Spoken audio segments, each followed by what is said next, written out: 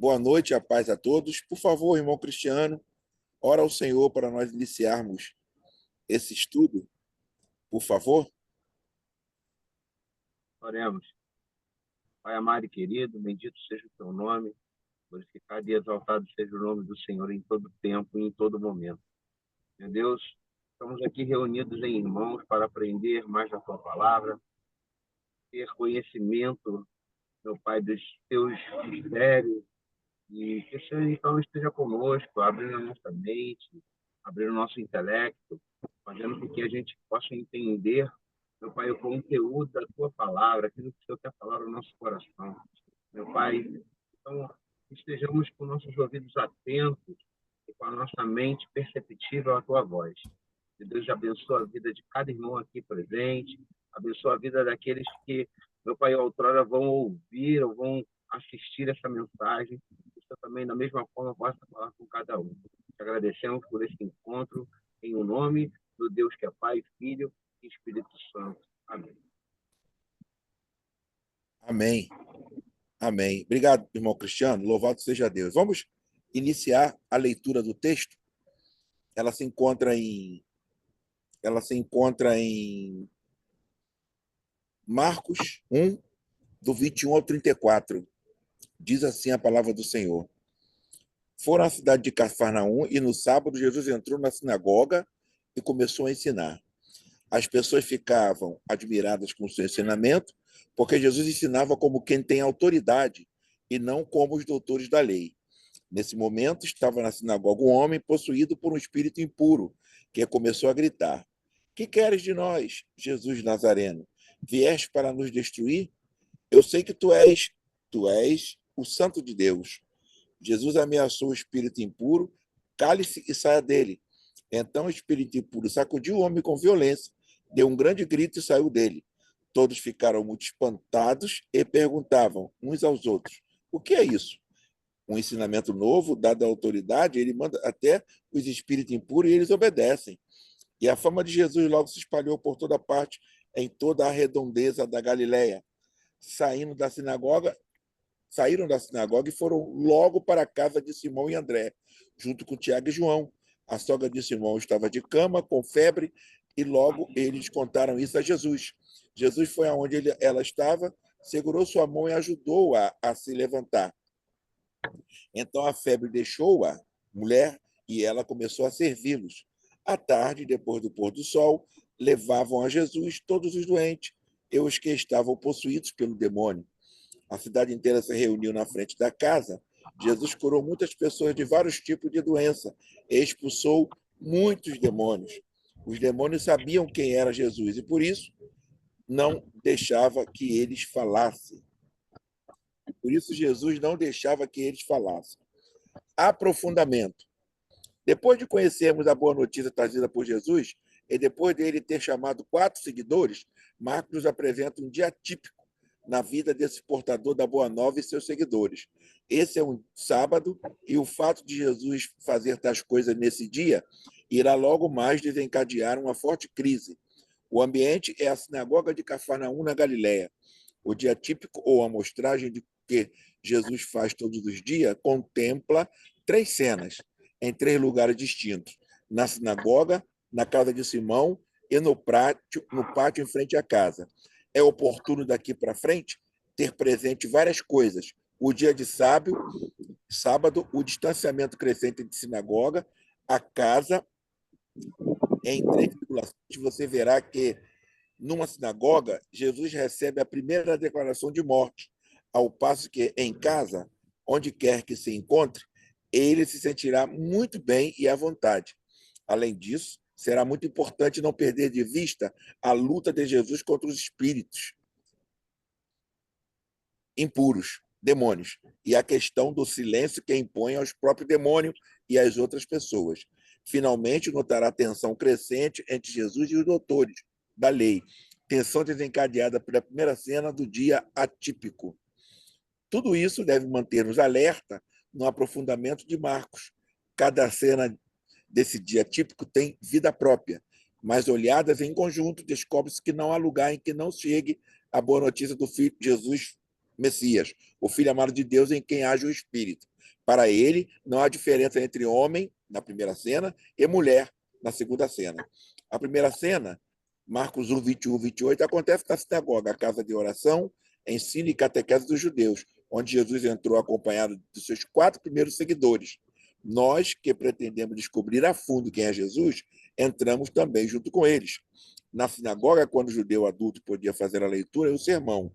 Todavia, com o tempo, as sinagogas acabaram se tornando o reduto dos doutores da lei, especialistas em Bíblia e, de certo modo, também juízes e fariseus. Eles controlavam as sinagogas com sua doutrina e ensinamento, e catequese faziam a cabeça do povo. É por isso que Marco, ao dizer que Jesus ensinava na sinagoga, mostra imediatamente a reação positiva do povo, admirando-se do ensinamento de Jesus, tão diferente do ensinamento dos doutores da lei. O povo logo reconhece estar diante de um ensinamento novo, feito com autoridade. O espanto final repercute mais ainda e faz com que a notícia se espalhe por toda a redondeza. Os doutores da lei começam a pôr as barbas de molho, pois chegou algo novo que os supera. Em que consiste esse ensinamento novo, dado com autoridade? Em que consiste esse ensinamento novo, dado com autoridade? Marcos tem o costume de não mostrar Jesus fazendo longos discursos, como em outros evangelhos. Ele prefere comentar as palavras de Jesus com fatos concretos, dizendo de outra forma, em vez de registrar discurso, mostra fatos, gestos, atos de libertação. Assim, concluindo, a boa nova se torna fato vívido, e o fato vivido mostra que o reino vai se tornando, aproximando sempre mais. Portanto, em vez de belas palavras, como os doutores da lei, fatos. E o fato é este: na sinagoga há um homem possuído por um espírito impuro. Ele se torna o centro das atenções de Jesus e dos presentes. O momento é extremamente importante. É o primeiro desafio para Jesus. Será seu primeiro milagre. O espírito impuro ou o demônio é o pior inimigo da pessoa. E Marcos é o evangelista que mais insiste nisso. Abstraindo dos elementos culturais próprios daquele tempo e lugar, podemos dizer que a possessão é a pior descaracterização e despersonalização do ser humano que possa haver. A Bíblia nos garante que a pessoa foi feita à imagem e semelhança de Deus. Gênesis 1, 26. Para ser senhor de tudo. Salmos 8, 7. A possessão demoníaca é tudo que descaracteriza o projeto que Deus traçou para cada pessoa. De fato, o processo da sinagoga não fala por si. O espírito impuro fala por ele. Não exprime sua vontade, mas a vontade do espírito imundo, impuro. Não se mostra senhor, pois é escravo, está possuído. Ele está descaracterizado e despersonalizado. E o espírito impuro que se apoderou dele expressa sua vontade, gritando e enfrentando Jesus. O enfrentamento é forte. O espírito demonstra representar uma corporação, pois diz: o que queres de nós? No plural. Mais ainda, naquela cultura, conhecer a pessoa, conhecer seu nome, saber quem ela é e tem sabor de domínio e superioridade. Significa controlar essa pessoa, mostrar-se mais forte do que ela, poder dominá-la. Ironia da história, nós mal começamos a descobrir quem é Jesus e o diabo já vem dizendo que sabe tudo, que pode tudo em relação a Jesus, anunciado por João Batista como alguém mais forte. Será que o espírito impuro é de fato tão forte? Não. As duras penas reconhecem que, com a chegada de Jesus, portador da boa notícia, a ruína dele chegou. Vieste para nos destruir? Se perguntasse a você que eu acompanhando decidiu descobrir quem é Jesus, o que você responderia a ele e a todos o que ele representa? Vamos lá, professor. Vamos lá, Isaías. Vamos Estão lá. ouvindo bem? Muito bem. Então, tá bom. É o início da jornada, né, da caminhada de Jesus. Por isso que o autor ele coloca aqui no texto esse título, né? Um dia com Jesus. Vamos passar um dia com Jesus. E é interessante isso, o Evangelho de Marcos recolher exatamente essa passagem, né? Essa caminhada de Jesus, aonde ele vai numa sinagoga. Algumas pessoas elas confundem a sinagoga com um templo. O templo é aquele templo lá em Jerusalém, cuja classe sacerdotal era composta em sua maioria pelos saduceus. que era a elite, era o pessoal que tinha bastante recursos financeiros e estavam aliados à política, né? O templo era dominado pelos saduceus. Já as sinagogas eram os centros de convivência nas localidades. E ali predominavam os doutores da lei e os fariseus. Esses eram os grupos que tinham o domínio ali das sinagogas. E... Oi? Alguém falou alguma coisa? Não, mas acho que o meu telefone O texto é interessante por quê? Porque ele vai apresentar ali um embate de Jesus. Como foi bem ressaltado pelo comentarista, Jesus, o texto não apresenta qual foi o discurso de Jesus. O Evangelho de Marcos, ele não fica ressaltando o ensinamento, embora o texto chame bastante atenção para isso, porque no texto existe uma exclamação popular que ela mostra o quê? Um encantamento, uma admiração com a doutrina de Jesus, com o ensinamento novo que ele trazia, né? Esse ensinamento é considerado novo porque ele é eficaz, porque os espíritos impuros, eles acabam abandonando, deixando as pessoas. Então, isso causou neles uma admiração. Só que é muito interessante, porque o próprio Evangelho de Marcos não mostra qual era o ensino. Isso a gente vai ver com mais detalhes em Mateus, em Lucas, né? Em João você também tem grandes discursos de Jesus, mas em Marcos não. Em Marcos é mais aquela questão da ação, é o que Jesus faz. O interessante aqui, se a gente fizer essa leitura como o irmão Isaías fez, né, do verso a verso, é que o texto aí fala de autoridade, né? O interessante é a autoridade. E faz um contraponto, que Jesus ele tinha uma autoridade que não era como a autoridade dos doutores da lei. Então você já vê que o texto ele é construído para mostrar esse confronto, né? A autoridade, o ensino de Jesus, e a autoridade e o ensino dos doutores da lei. E quando houve essa admiração acerca do ensino de Jesus, e aqui tem todo um princípio do evangelho, né? Primeiro tem que ter o ensino para depois ter a ação libertadora. O que acontece? Diz que estava um homem possuído por um espírito impuro, que ele começa a gritar no meio da sinagoga. E o grito dele é interessante. Olha só como que essa frase é construída. Diz assim: que queres de nós, Jesus Nazareno? Os irmãos percebam que essa frase está no plural. E aí vai ter uma segunda frase também no plural, que diz assim: vieste para nos destruir? Primeira pessoa do plural, né? Nós. Então, o que você quer de nós, né? Que quer de nós e vieste para nos destruir? Aí a fala continua da mesma pessoa, só que agora na primeira pessoa do singular. Olha que interessante. Diz assim: eu sei quem tu és o santo de Deus. O que isso representa para nós no texto?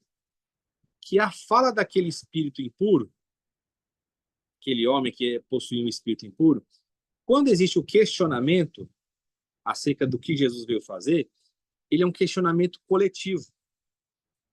Esse nós representa o quê? A voz da sinagoga, que era a voz de um espírito impuro. Então, o espírito impuro e a sinagoga, eles têm uma união, eles estão unidos nesse sentido. Causa surpresa Jesus. Jesus não é benquisto nem pelo espírito impuro que fala através daquele homem, nem pelas pessoas da sinagoga, a liderança ali da sinagoga. Então, por isso que quando ele exclama, ele o faz na primeira pessoa do plural, nós. Só que tem uma identificação que agora é no singular. Olha que interessante. Eu sei quem tu és o santo de Deus. Quem que sabe? Não é a sinagoga mais. Quem sabe é o espírito impuro. O espírito impuro sabe que Jesus é o santo de Deus. O pessoal da sinagoga não. Porque se o pessoal da sinagoga soubesse quem Jesus era, eles não teriam rejeitado Jesus. Eles teriam aceito o seu ensino e teriam aceito as suas obras. Então o texto está mostrando para nós isso. A sinagoga, ela está em uníssono com o espírito impuro. Só que o espírito impuro sabe quem Jesus é. Agora, o pessoal da sinagoga não conhece nada acerca de Jesus. E o evangelho, ele é escrito exatamente para isso. Então, o que o evangelho quer nos mostrar? Que é na comunidade cristã que você vai saber quem Jesus é. Porque a sinagoga, ela não tem essa fala. Aí você fala assim para mim: mas então também eu poderia procurar o espírito impuro. Porque o espírito impuro sabe quem Jesus é. E o texto vai mostrar que quando Jesus ele se identifica com essas declarações que são verdadeiras, mas que elas ocorrem através de um espírito impuro, Jesus não aceita esse testemunho, né? Olha só, Jesus ameaçou o espírito impuro dizendo: cala-se, sai dele. Ou seja, Jesus ele não aceita esse testemunho. O evangelho ele vai sendo construído para nós vermos quem vai dar de fato o testemunho acerca de Jesus, né? Quem Jesus aceita esse testemunho. E no evangelho de Marcos isso fica muito bem claro. O testemunho de Jesus ele é aceito quando você contempla a cruz de Cristo. É lá na cruz, na morte de Jesus, que vai ter um centurião romano que ele vai dizer: este era verdadeiramente o Filho de Deus. Ou seja, quando você contempla a cruz de Cristo, você sabe quem Cristo é. Porque não adianta apenas uma identificação com Jesus por meio de você saber quem ele é, desvinculando-o de sua obra. Foi isso que Pedro fez. Os irmãos lembram que quando Pedro ele tem a revelação do Pai acerca de Jesus, ele fala: tu és o Cristo, o Filho do Deus vivo. Ou seja, ele sabia quem era a pessoa de Jesus, mas ele desvinculou Jesus de sua obra. Por quê? Porque quando Jesus, em seguida, começou a falar para eles que convinha que ele padecesse muito na mão dos anciãos, dos sacerdotes, que ele sofresse muito e morresse e ressuscitasse ao terceiro dia, qual foi a fala de Pedro? Ele disse o seguinte, que aquilo ali não iria acontecer, que Jesus tivesse uma autocompaixão, tem compaixão de ti, que isso de modo algum te aconteça.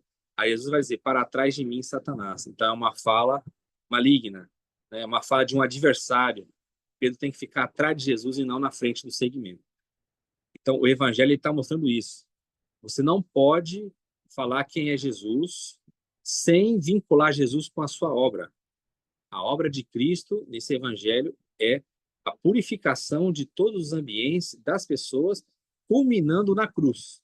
Então é na cruz que o discípulo identifica quem é Jesus. O texto aqui vai mostrar que esse homem deu um grande grito, né? O espírito que estava nele deu um grande grito e saiu. Ou seja, o que isso significa? Que é um grande grito e a saída. É a irrupção do reino de Deus. O reino de Deus chegou. Então, o reino de Deus ele se manifesta com a expulsão de demônios. O próprio Cristo dá esse testemunho. Ele fala: se eu expulso os demônios pelo poder de Deus, é chegado o reinado de Deus entre vós. Então, aqui existe, ao mesmo tempo que houve ali uma fala do espírito impuro mostrando quem Jesus era para eles, houve uma expulsão. Porque aquele homem não pode falar acerca de Jesus através de um espírito impuro. Aquele homem agora vai começar a identificar quem é Jesus em função da obra que Jesus fez na vida dele. Viu que interessante?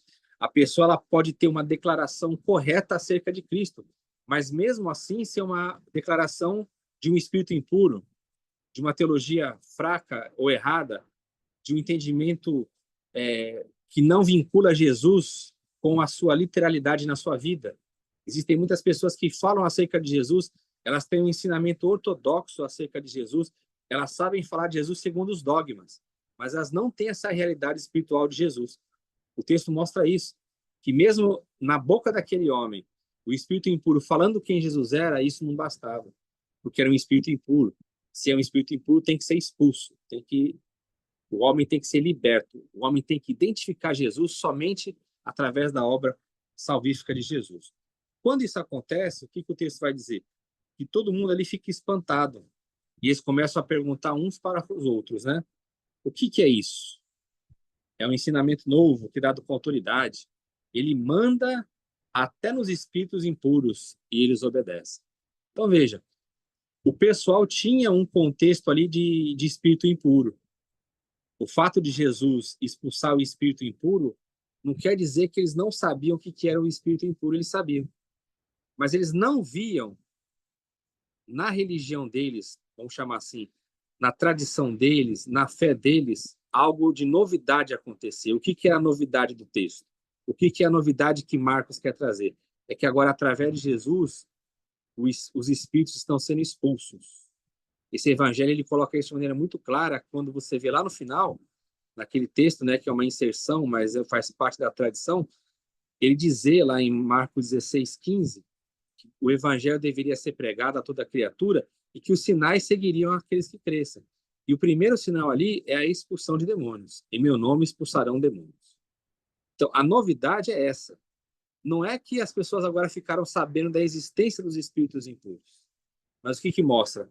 Que, embora eles soubessem da existência dos espíritos impuros, o ensino que eles recebiam não era um ensino que tinha a capacidade de expulsar esses espíritos. Era um ensino que não tinha autoridade. Era um ensino que era religioso, era uma coisa mecânica, era uma coisa de uma reunião semana após semana, mas que não transformava a vida das pessoas. Então isso chamou a atenção. Olha, esse homem aí agora, ele tem um ensino novo que ele ordena que os espíritos impuros saiam. E aí o texto vai dizer o seguinte, que a fama de Jesus ela vai se espalhar por toda a parte, em toda aquela região da Galileia. É claro, chegou um ensino, chegou um homem agora que expulsa os espíritos impuros. Eles não estão acostumados com aquilo. Aí olha que interessante, como que o texto continua, né? Saíram da sinagoga e foram logo. Os irmãos sempre lembram que em Marcos, essa questão da pressa, da correria, sempre está evidente aqui, né? Você vai sempre encontrar esses advérbios de pressa, né? Saíram da sinagoga e foram logo para a casa de Simão e André, junto com Tiago e João. Então aqui você já começa a ver esse núcleo principal dos apóstolos. Eles começam a acompanhar Jesus em toda a sua obra. Então é uma catequese de fato, é um ensino. Eles estão vendo como Jesus ensina e como Jesus age. Isso é importante para esse evangelho que mostra essa catequese para nós. Aí diz que a sogra de Simão estava de cama, com febre, e logo eles contaram isso a Jesus. De novo a pressa, tá vendo? O que é o foco aqui? Agora é uma mulher enferma. Então veja, Jesus ele expulsa um espírito de um homem da sinagoga, agora na casa também não está algo bom. Vocês percebem que em todos os ambientes eles precisam receber a libertação de Jesus, tanto na sinagoga como na parte mais particular aqui, que é a casa.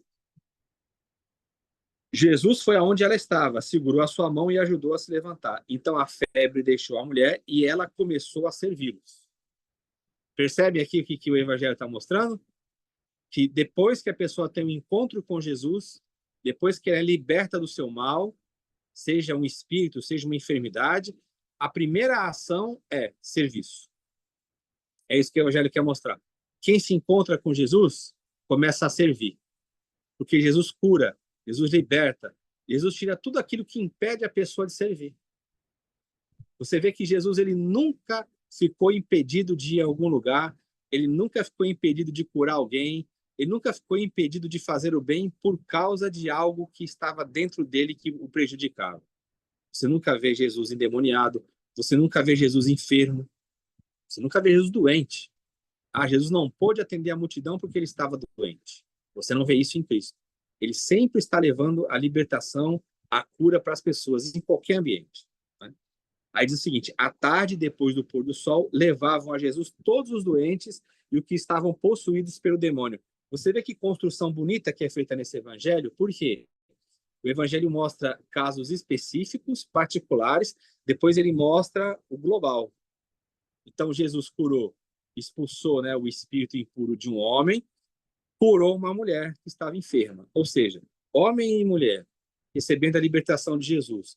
Então o que o texto é construído para mostrar o quê? Que agora levam para ele todos os doentes, os que estavam possuídos pelo demônio, porque ele já operou. Então a fama se espalhou. Então o pessoal conhece. E diz o seguinte, a cidade inteira se reuniu na frente dele. É claro que isso aqui é uma imagem hiperbólica, exagerada, né? Quer dizer o seguinte, pessoas de todas aquelas localidades se reuniram lá na frente da casa. Jesus curou muitas pessoas de vários tipos de doença e expulsou muitos demônios. Olha que dia maravilhoso, né? Que está mostrando. Como que encerra esse dia? Ele começa na sinagoga, vai na casa e termina o dia curando, expulsando os demônios. Os demônios sabiam quem era Jesus e por isso Jesus não deixava que eles falassem. Então, o que o texto quer ressaltar para nós? Os demônios sabem, mas não é o testemunho deles que tem que contar.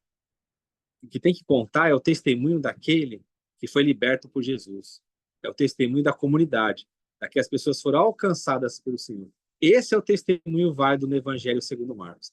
Esse é o testemunho válido na nossa vida. Há muitas pessoas que testificam acerca de Cristo, mas o evangelho nos chama a nós darmos esse testemunho. Nós temos que falar o que Jesus representa para nós, o que ele fez na nossa vida, como foi o nosso encontro com ele, como ele veio até nós. Esse é o evangelho da catequese. Por isso que a gente aprende quem é Jesus, para a gente poder falar acerca de Jesus e testemunhar o que Jesus fez nas nossas vidas. Essa é a nossa catequese ao longo de todas essas aulas. Então, esse estudo aqui, ele é um resumo que nós podemos chamar de um resumo programático. Ele mostra o programa de Jesus, né? Jesus curando, ensinando, libertando e trazendo vida e abundância para as pessoas. Amém? Passar para o irmão Isaías. Amém, professor. Muito bom. Muito bom a sua fala, né? Como sempre, né? Falar sobre os detalhes da vida de Jesus é sempre bom, né? Sempre empolgante, sempre maravilhoso. E eu vou abrir, como sempre, os comentários dos irmãos e das irmãs, agradecendo a presença de todos. Sintam-se à vontade para comentar, para questionar em amor, acrescentar alguma coisa, ou tá? Fiquem à vontade e com certeza eu também tenho uma pergunta, aproveitando, professor. Eu tenho uma pergunta, professor, a respeito dessa colocação que Marcos faz de espíritos e demônio. Demônio, ele usa o singular. Posso estar enganado. Demônio, ele usa o singular. E espíritos imundos, ele usa no plural. Não é? Eu queria que o senhor, por gentileza... Acho que está aberta aí, João. Vou fechar aqui para você, João. Vou fechar. Pronto, fechei para você, João.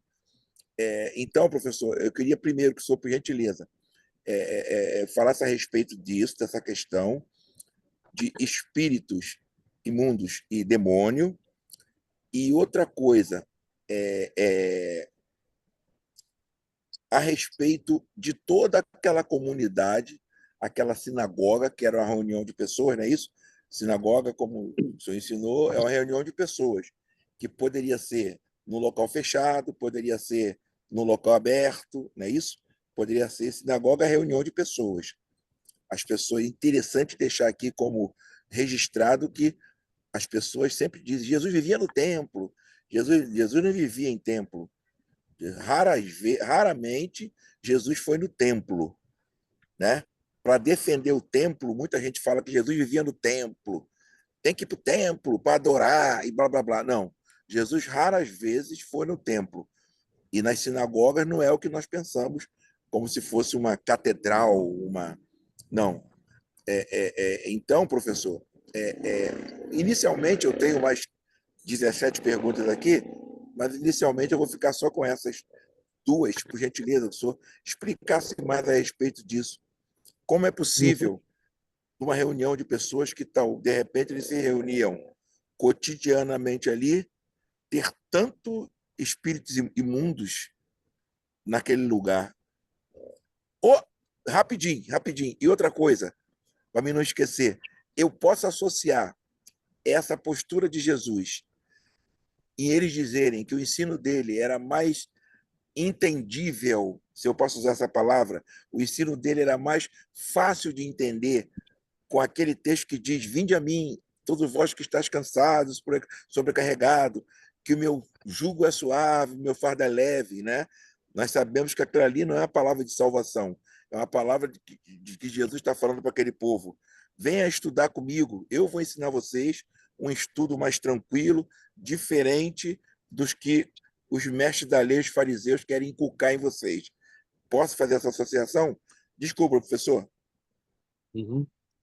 Então vamos lá. A primeira questão é a questão dos demônios, né?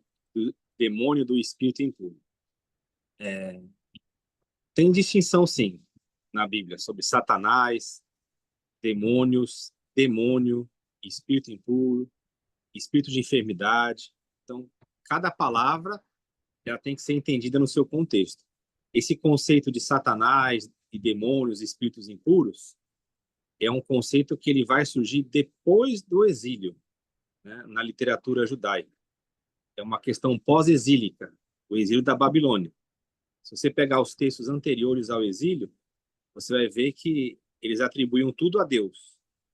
Ele faz o bem, ele faz o mal, o espírito mal da parte do Senhor.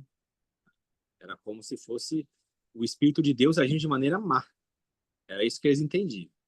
Então, depois, esse conceito ele vai sendo ampliado e ele chega no seu clímax aonde? No Novo Testamento. Principalmente também por causa da influência grega, helenista, que tinha a questão dos daimons, os demônios. Só que o daimon na cultura grega, não era somente negativo. Não era só o conceito que nós temos de demônios como demônios maus, como agentes malignos, né? Então, de fato, sim, tem essa distinção. Quando se fala do demônio em si, e aí depende da tradução, vai traduzir como D maiúsculo, D minúsculo, não tem como resolver essa questão se não olhar a língua original.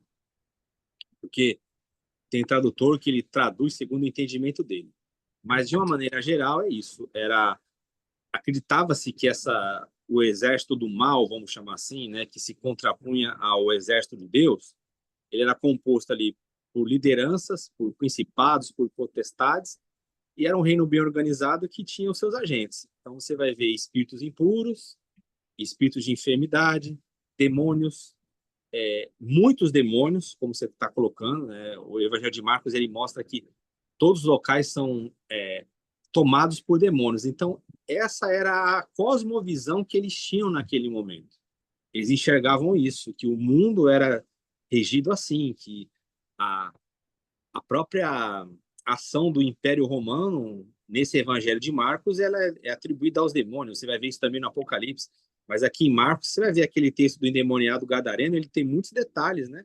Que chama até os demônios de legião, que era o nome que se dava ali à tropa romana. Então, com certeza, o entendimento deles era o seguinte: o mundo ali está tomado por demônios, quem rege a política está tomada por demônios, quem rege a religião está tomada por demônios, por espíritos malignos, e a cabeça disso tudo é o diabo, é Satanás, é o demônio, né? É o inimigo, o arqui-inimigo de Deus.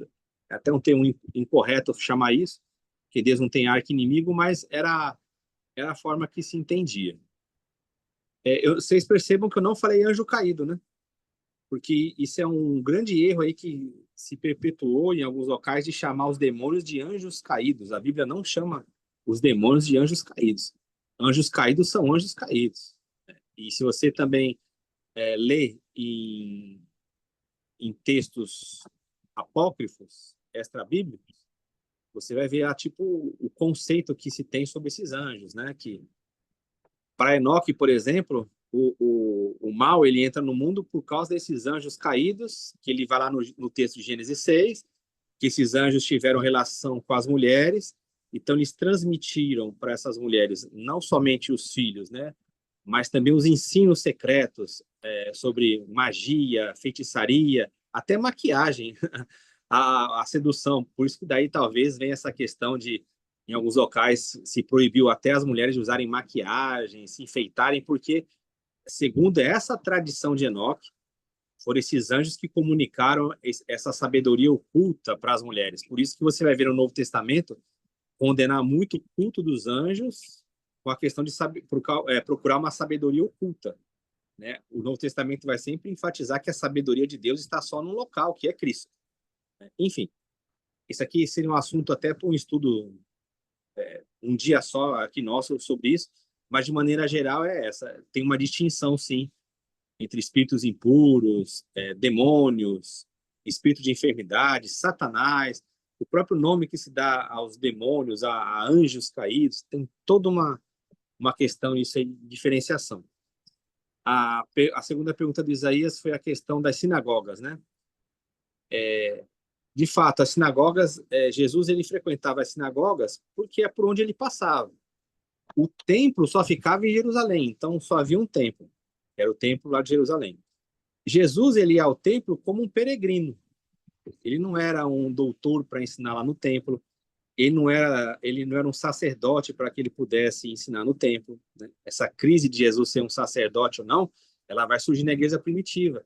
Até que o autor aos Hebreus vai chamar Jesus de um sacerdócio maior do que o sacerdócio levítico que operava no templo. que é o sacerdócio segundo a ordem de Melquisedeque. Então, quando Jesus ele vai ao templo, ele vai como um peregrino. Geralmente, eles iam anualmente no templo. Jesus ele foi pequenininho lá no templo, vocês conhecem a história.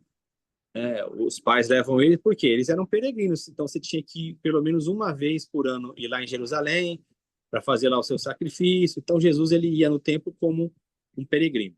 Ele cumpria isso aí. Então, ele não viveu no templo, ensinando. Quando você vê falar de templo, quando ele tem aqueles embates lá, é porque ele, como um peregrino, assim como os judeus faziam, ele ia também, participava das festas lá em Jerusalém. E outro ponto que Isaías falou é a questão de relacionar Jesus, não é isso? Com o templo, né, Isaías?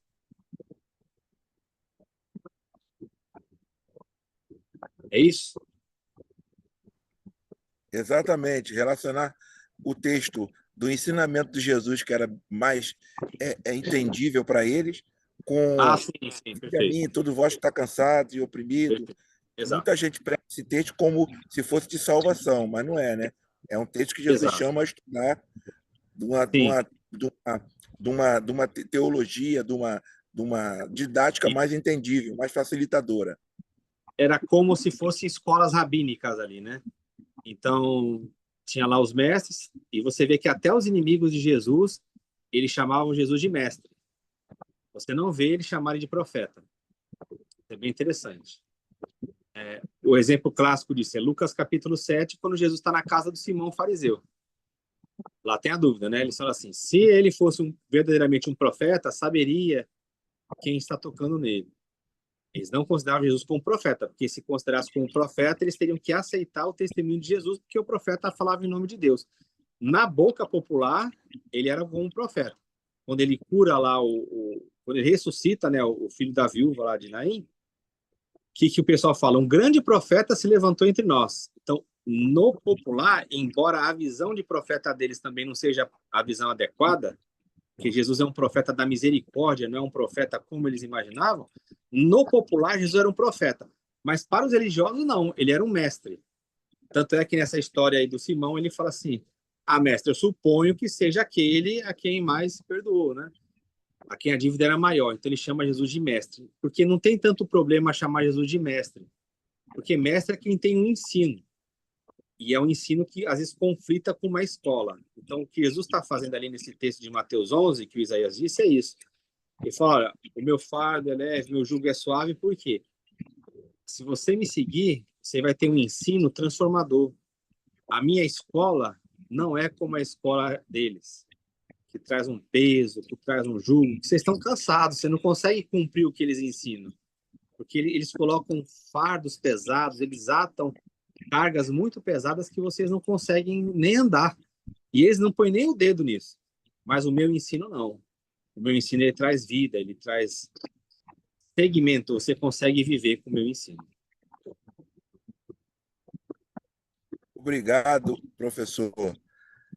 Alguma outra pergunta? Irmã Patrícia. Professor, tem uma pergunta aí no nosso chat aí, Chat, por favor. deixa eu ver aqui. É o irmão Mário, né? Ele botou graça e paz, mas eu percebi nesse texto que nem todo que estava ali conheceu Jesus de fato, mas o próprio demônio reconheceu a autoridade de Jesus. Coisa semelhante hoje, muitos se acham que são cristãos, mas nem sequer reconheceu Jesus como um salvador e sua soberania. Isso pode estar acontecendo hoje? Sim, sim. Aconteceu naquela época, né? Porque o texto é relatado, então as comunidades elas tinham essa realidade lá. Eles precisam trabalhar o texto nisso e acontece hoje, sim, com certeza. Né? Hoje você vê muitas pessoas se declaram cristãs, mas elas vivem longe do ensino de Cristo. Aí você fala, como é que você pode ser cristão? Não é porque eu frequento uma igreja. Eu sou da religião cristã. Então, o fato da pessoa se identificar com uma religião cristã não significa de fato. O próprio Cristo dizia, né, que muitos naquele dia iriam dizer que expulsaram demônios, fizeram muitas maravilhas, profetizaram, ensinaram, né? Mas Jesus não os conheceu. E ele botou, só para ter uma ideia, uma legião de soldados era de 3.000 a 5.200 soldados. Era republicana no período do Império Romano, exatamente. Era uma identificação ali no texto com o exército romano. Então, o que o texto coloca? Aquele homem era possuído de uma maneira muito terrível. Qual que é a ideologia que está por trás lá? A ideologia de Roma, né? Que mantém aquele homem lá preso, amarrado em correntes, é o espírito maligno, mas com a ideologia de Roma. É Roma que está sufocando. Tanto é que ele manda para os porcos. E porco também tem uma simbologia interessante naquela passagem. O João sabe bem isso aí, que representa ali o Império Romano, tem toda uma identificação com Roma, né? Então é uma linguagem simbólica, né? É construída uma história, tem uma linguagem simbólica para falar da dominação sobre o povo, né? E eles não aceitam porque a ideologia deles é muito forte. Então, o povo, mesmo vendo Jesus libertando aquele homem, quer que Jesus saia daquela região. Ou seja, nem eles olhando, né? A ideologia ali está tão emprenhada na mente deles, eles estão tão afastados de Deus com as suas vidas, que nem Jesus operando aquele grande fato, o povo aceitou, o povo expulsou Jesus. Tem mais uma pergunta. Vamos lá, professor. Tem uma mais pergunta aí, mas o João tá querendo falar ali. Por favor, João. Não. Professor, boa noite a todos. Os demônios em Gadara, né, a fala é quase idêntica a essa fala que tem o eu contigo. Parece que houve uma junção das duas falas no texto para falar de demônio. No caso, qual é a ideia de demônio na época de Jesus? Jesus era visto como exorcista e curandeiro por aquelas pessoas, né? Aí será que o autor, que o tradutor, falou o que entendia sobre demônio na época em que ele começou a escrever o texto de Marcos? Porque a gente sabe que o texto de Marcos, o Marcos não é o autor do texto, né? Alguém escreveu e colocou o nome dele lá para dar aquela força no texto. E aí a gente vê também, já estou terminando, o Pedro falando, né? O Pedro falando, e Jesus repreende e diz que não é a palavra, aquilo ali é o demônio.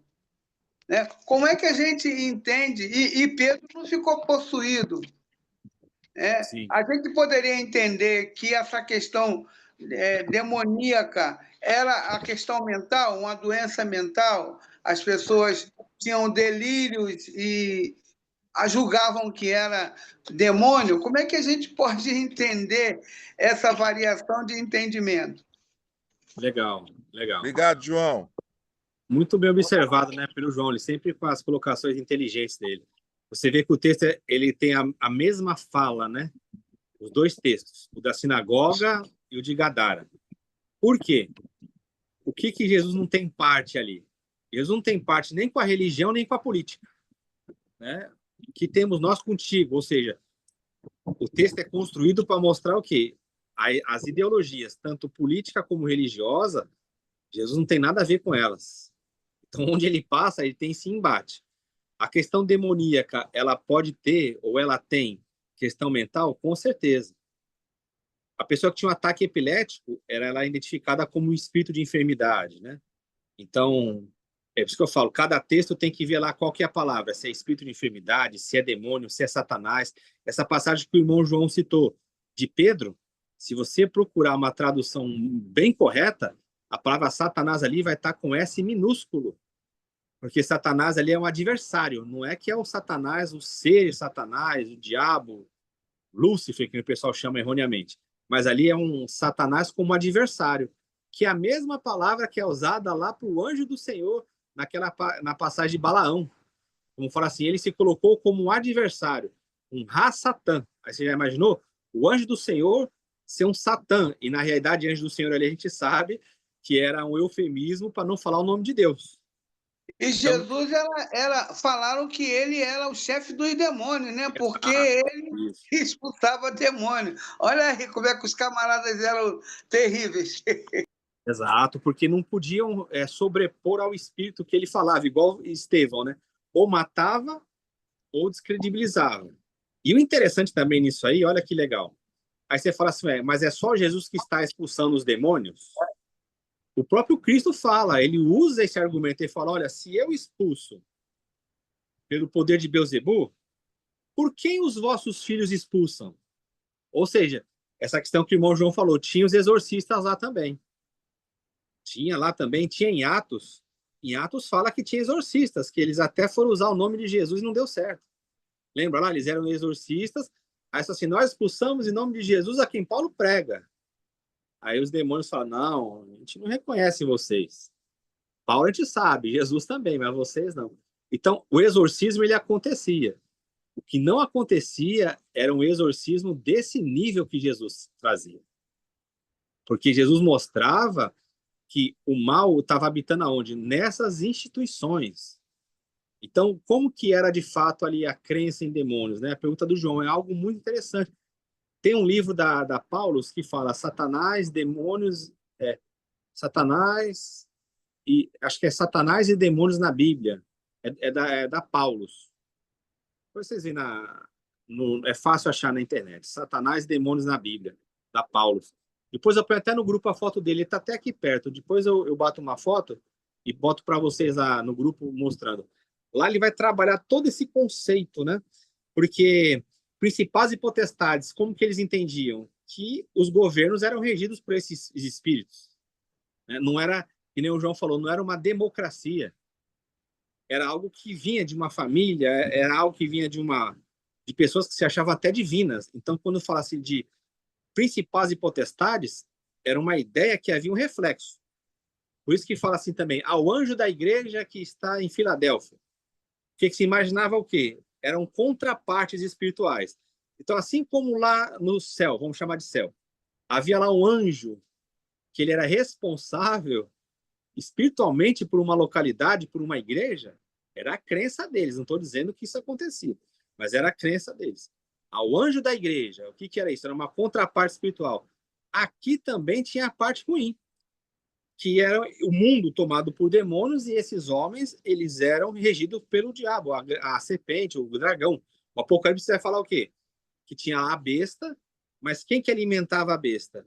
Ele fala assim, a besta deu autoridade, a besta, o dragão deu autoridade para a besta. Ou seja, o Império Romano tem lá, ele está operando, o imperador tem força, mas quem que está nutrindo ele? É o dragão. Então, na visão deles, era isso. O que o evangelho tem que fazer para eles? Expulsar tudo isso. Você levar as pessoas para Cristo para elas não ficarem debaixo desse poder. Então, para eles, o demônio não era somente como a gente enxerga hoje. A pessoa lá está com uma enfermidade, está com o demônio, eu vou lá, oro e expulso. Não. Os demônios, para eles, de fato, eram os regentes desse mundo. Então, quando Jesus chega e ele começa a expulsar, o que está acontecendo? Para eles é o que nós chamamos do novo céu e nova terra. Agora Jesus está purificando tudo isso aí. É chegado o reino de Deus. Agora não é mais o reino do maligno, não é mais Satanás e os seus demônios, a mentalidade. Não, agora é alguém que chegou e trouxe vida. Por isso que você vê essa efervescência, tantos demônios sendo falados ali. Porque se você observar o Apocalipse, se você interpretar o Apocalipse a partir da cruz, o que é dito? E Satanás ali disse, né? Ele foi lançado por terra. Jesus mesmo aí, quando ele manda aos discípulos, ele fala assim, eu via Satanás caindo, né? O poder do mal caindo, enquanto o evangelho estava sendo pregado. E o Eugênio Corsini, que é um intérprete do Apocalipse, da Paulus, ele fala o seguinte, se você olhar o Apocalipse pela cruz, quando fala que Satanás tem pouco tempo, qual que é o pouco tempo? É o tempo em que Jesus está vivendo até ele chegar na cruz. Então, por isso que você vai ver esse enxame aí de demônios. É muitos demônios operando. Por quê? O tempo está findando. Exemplo disso, a fala que nós estamos estudando hoje. Vieste nos destruir? Aí tem outro texto que vai complementar. Lembra, João? Que fala assim, vieste nos atormentar, destruir antes do tempo. Ou seja, os espíritos têm uma questão escatológica neles também.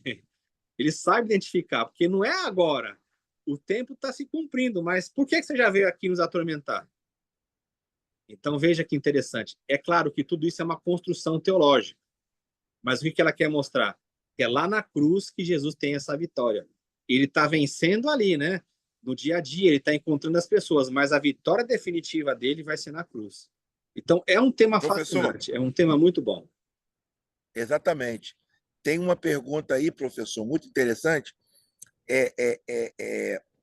mas eu queria fazer uma colocação, e que o senhor já deu já quase 11 horas, né?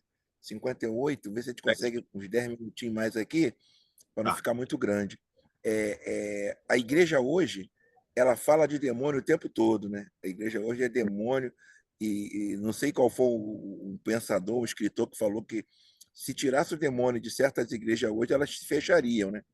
Porque Sim. o que faz o povo ir para a igreja com medo, aquele medo de demônio, medo, medo, medo. A liderança fala em demônio, cuidado com o demônio, cuidado com ele, vamos expulsar, bota a mão para lá, vamos o tempo todo para o povo Isso. ficar com medo e ficar ali com medo de demônio.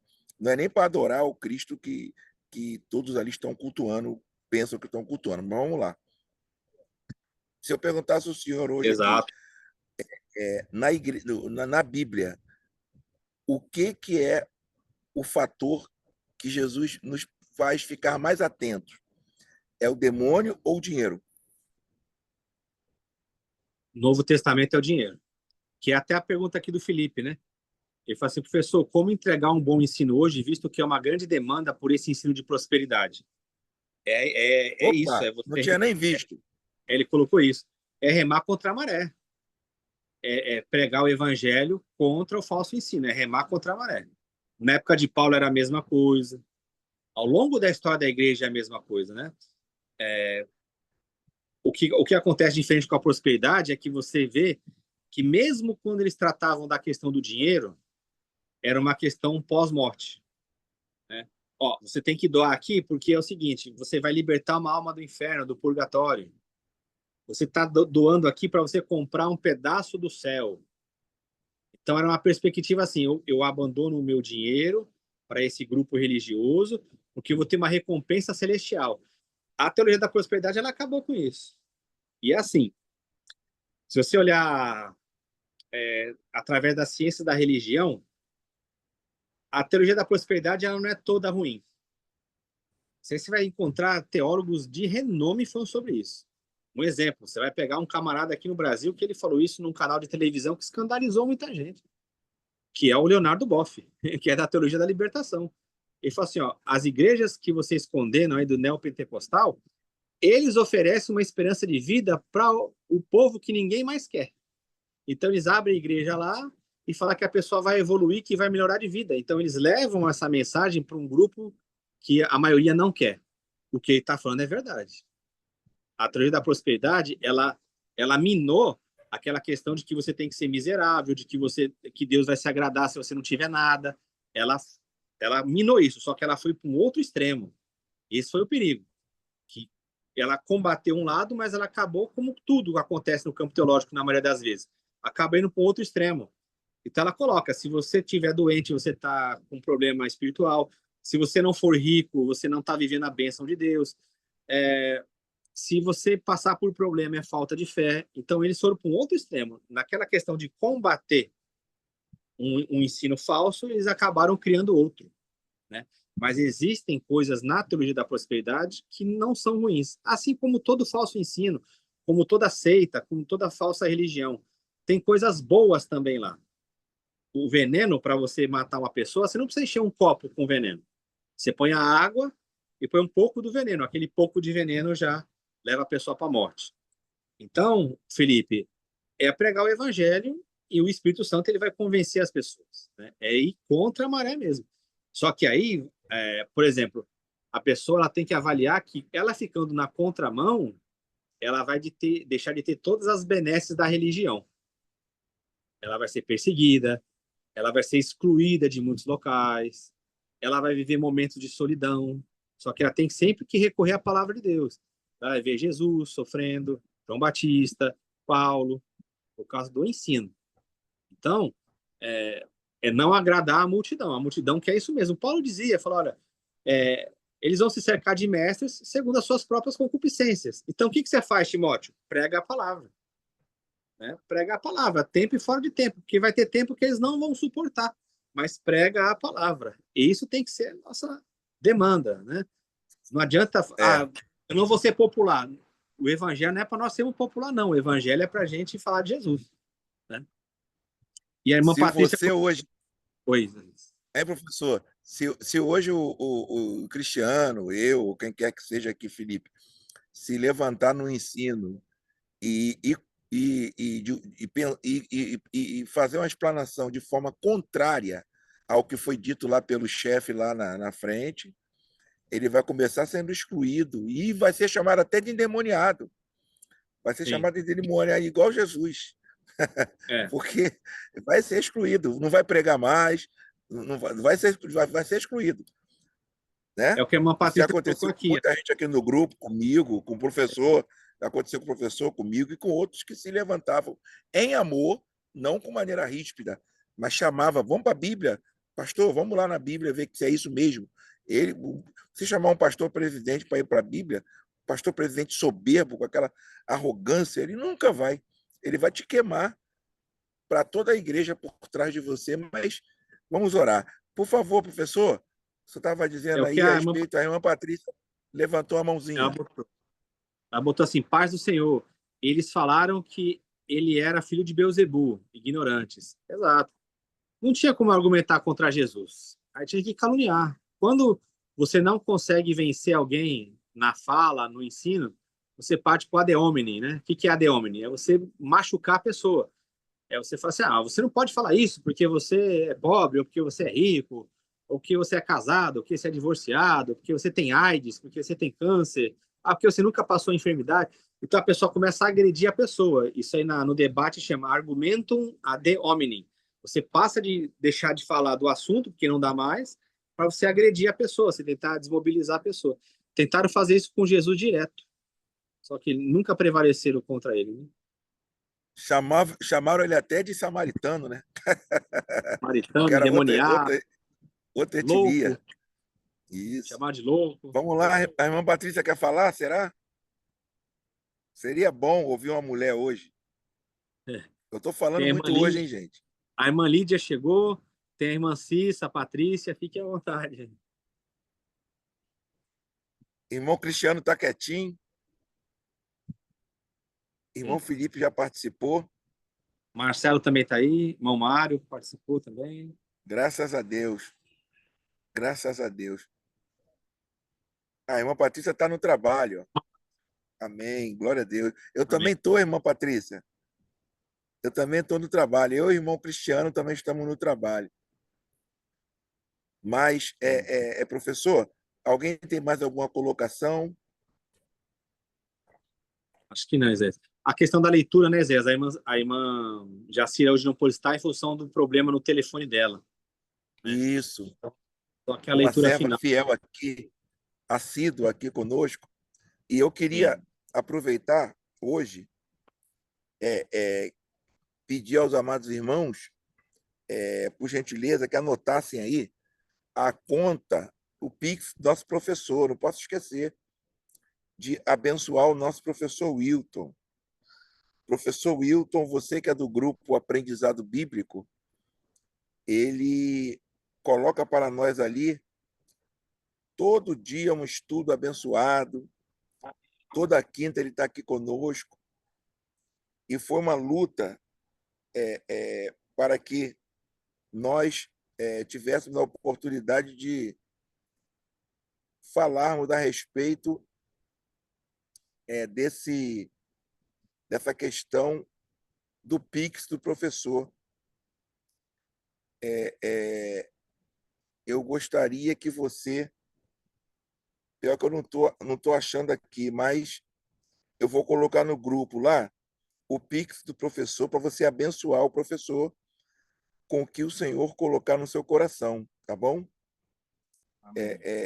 Abençoaremos o professor para que ele possa cada dia mais se munir, né, de livros, né, de material, para que nós possamos crescer no conhecimento do Senhor. Já que não tem...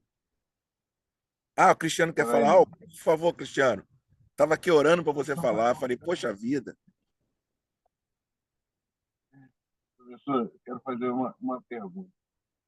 Esse episódio, ele acontece Fala mais alto um pouquinho, sábado. Cristiano. Tá me ouvindo? Amém. Esse episódio, ele acontece num sábado, correto? Na sinagoga. Correto, professor? Sim, sim. E esse episódio, ele acontece logo após aquela cura que Jesus faz de um homem com a mão enferma. Por que a pergunta? Porque esse era uma questão de que Jesus queria trazer para dentro da sinagoga uma forma de contrariá-los ou de persuadi-los. Porque Isso. Jesus faz exatamente isso sequencialmente no sábado, dentro da Exato. sinagoga. Essa Exato. questão é dúvida. Sim, perfeito. Porque é o seguinte, o sábado é o dia da reunião deles na sinagoga, né? Então, para eles era o seguinte, era ouvir lá o ensino, se dedicar a Deus e retornar para o seu descanso. Então, quando ele coloca a questão do sábado, o que ele está mostrando? Que há uma falsa interpretação, há um falso ensino. Tocou num ponto muito interessante. Para muita gente, e Marcos não fala, por isso que a gente tem que ter cuidado para falar isso. Isso é uma suposição teológica. Para muita gente, o ensino que era admirável nele era exatamente esse, em que ele mostrava que a interpretação deles acerca do sábado era errada. Tanto é que você vai ter isso, esse reflexo em outros evangelhos. Quando ele fala assim, ué, vocês são hipócritas, se o seu boi cai lá no espinhadeiro num dia de sábado, você não resgata? Eu não posso curar essa mulher aqui num dia de sábado? No sábado eu não posso fazer o bem? Então é exatamente isso. A interpretação deles acerca do sábado estava errada. E esse ponto na teologia deles vai machucar bastante aquele grupo e eles vão começar a perseguir Jesus sobre isso. Tanto é que uma das acusações sobre Jesus é essa. Ele profana o sábado, ele não guarda a lei de Moisés e ele se levanta contra o sumo sacerdote, contra as autoridades. Então, de fato, não era o problema do sábado, era como eles interpretavam o sábado, né? Essa era uma questão bem interessante. É porque hoje, no nosso mundo hoje atual, nós temos, não vou citar o nome, mas uma denominação, e ela ainda assim, até hoje, guarda o sábado como... E aí eles têm essa interpretação de que no sábado eles não podem fazer realmente nada para ninguém. Sabe? É algo meio que... Religiosão, é. Entender. Nos dias de hoje, o cara perde o emprego, o cara Exato. perde, sabe? Porque não, sábado eu não posso fazer nada para ninguém. Exatamente. O Marcelo está aqui no grupo, né? Ele sabe lá, tem um filme, alguém aqui também já deve ter assistido, os irmãos, chama Carruagem de Fogo. Depois vocês procuram esse filme aí, é a história de um cara que é corredor. E aí ele está impedido de correr lá, ele tem esse confronto, se ele corre no dia santo ou não, porque ele era cristão. Aí a história é essa, ele vai correr, aí vocês vão ver lá o filme para não dar spoiler, né? Professor, e por outro lado, professor, pelo outro lado, eu que sempre gosto de puxar, trazer para os nossos dias, aquele líder religioso, ele santifica o domingo. Isso aí também ocorre isso. É um outro extremo. Transformar o domingo no sábado. Não sei onde ele aprendeu que domingo é o dia do Senhor. E ele entulha isso na mente do povo. Fala um pouco a respeito disso, professor. Então, você vê isso aí. O domingo ele se transformou no dia de reunião dos cristãos porque Jesus ressuscitou, né? E a igreja se reunia no domingo. E aí o que acontece? Fizeram uma migração, que é o que o adventista usa como argumento. Ele fala, tudo bem, você não guarda o sábado, mas você guarda o domingo. Porque isso aí havia esse costume mesmo nas igrejas evangélicas. O domingo é o dia do Senhor, então guardava-se o domingo, não podia profanar o domingo. Igreja católica também. Então só foi uma migração, aí o adventista vinha quente. Ele fala, tá legal, eu sou legalista porque eu guardo o sábado, aí você guarda o domingo. Aqui que Paulo fala em Colossenses, que todos os dias são sagrados. Se fosse só a questão de guardar um dia, se não implicasse em você obrigar a pessoa a perder o emprego, que nem o Cristiano falou, tudo bem. Você está guardando para Deus? Amém. Por isso que Paulo fala, tem gente que faz divisão, separação de dias e dias. Outros não. Outros entendem assim, ó, todos os dias são santos. Então eu posso trabalhar todos os dias, eu posso folgar o dia que eu tiver. Isso aí é independente. Mas não pode fazer isso. Ah, eu não guardo o sábado. Ah, mas eu guardo o domingo. Ah, deu na mesma. Você só trocou o dia. Vamos lá. Eu estou aqui com... Você que está com a canetinha aí, eu estou com o Pix do professor aqui. Esse povo é muito bom. O Marcelo trouxe para mim aqui. O Pix do professor... Bota Oi? no grupo, que aí é mais fácil. Já está no grupo. Ah, no grupo também. Eu vou colocar no grupo também. Você que está com a canetinha aí, por favor, eu vou colocar no grupo, Marcelo, Cristiano. Mas você que está no grupo aí agora, no trabalho, em qualquer lugar, pega a caneta aí para anotar. O Pix é 285-753-398-50. Repetindo, 285-753-398-50. É o CPF do professor Wilton, tá bom? Anota aí que você está abençoando um homem que não vive por dinheiro. Tanto que ele bem ensina aqui, ele sabe que o dinheiro é a raiz, o amor ao dinheiro é a raiz de todos os males. Então, isso é bênção demais. Vamos lá. Mais alguém quer uma consideração a respeito? Ou podemos terminar? Agradecendo aqui a todos aqui, né? Agradecendo a todos. Muito bom o estudo de hoje. E semana que vem, você que está aqui hoje, convide amigo Cristiano, irmã Patrícia, convida a irmã, familiar, para poder crescermos junto aqui. João, Marcelo, vamos convidar a gente aí. A irmã Lídia França chegou na hora da bênção apostólica, irmã Lídia. Chegou na hora da bênção. De repente, ela chegou no final, Wilton, que ela estava fazendo salgadinho para a gente comer daqui a pouco. Opa, maravilha. Quem chega por último assim, traz um salgadinho, traz um empadão. É verdade. A igreja, quando acaba o culto aqui, a gente se reúne lá na cantina para comer um salgadinho e tomar uma Coca-Cola. Então, Amém. eu queria agradecer aos irmãos. Eu tenho me preocupado muito em não deixar o vídeo ficar muito grande, né? 1h40, que o povo olha assim e desiste. Tá bom? Então, eu queria pedir... A irmã Cissa está na área, irmã Cissa? Cadê você, irmã Cissa? Oi, estou na área. A senhora pode orar agradecendo a Deus, Posso sim. pedindo a Jesus para dar um presente para o professor Wilton? Sim, claro. Tá, podemos? Por favor. Senhor Jesus, nós queremos te agradecer, Senhor, por esse momento, por esse estudo, te agradecer pela vida, Senhor, do teu filho.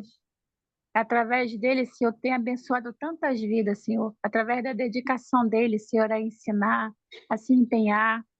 Queremos te pedir, assim como o teu servo falou, um presente para o teu filho. O Senhor conhece, Senhor, as necessidades dele, do que ele precisa, do coração dele, do que ele fala contigo. Meu Deus, que o Senhor possa abençoar o teu filho, Senhor. Abençoando a ele em tudo que ele precisa, que ele necessita.